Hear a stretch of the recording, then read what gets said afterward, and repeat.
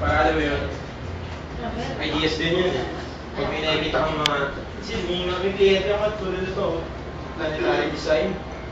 Hirap kaya niya, nabigay sa akin dyan, RB create space station daw na umu-orbit daw sa moon na sa isang planet. Dahil yung moon, pangalan Brown's Hole. So Brown's Hole, may dock, may daungan ng ship. Tapos, may mga tingin-tingin ng ano, sa internet, Google. Tingin-tingin Google, Video. TV. Pag-isip kasi ng ideas, parang yan eh, parang gawain ng tamad yan, nakaupo ka.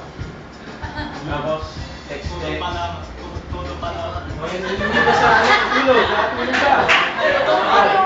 Kain ka na marami, tulog ka. Parang bangunguting ka, tapos pag-isip mo, oh, shit, dami kong i-draw ko kaya icon, diba? Tulog ka, manood ka ng TV, manood ka ng movie, punta ka ng SM, laro ka ng online game, naglaro ka ng espada, maglaro kayo online game, maglaro kayo Dota. Kasi yun, although hindi siya productive, pero ang dami kayo nakuha dun eh. Di ba? Pansinin nyo, mag-aaral kayo, wala.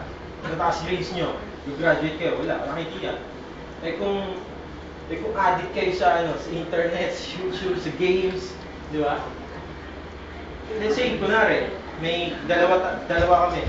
Yung isa sobrang talino, taas ang grades.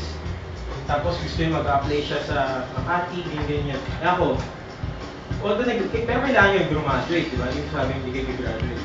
Ako okay lang ako, ordinary, may drop, addict ako sa games, sa internet. Pero yung utak ko, gusto kong gumawa ng game.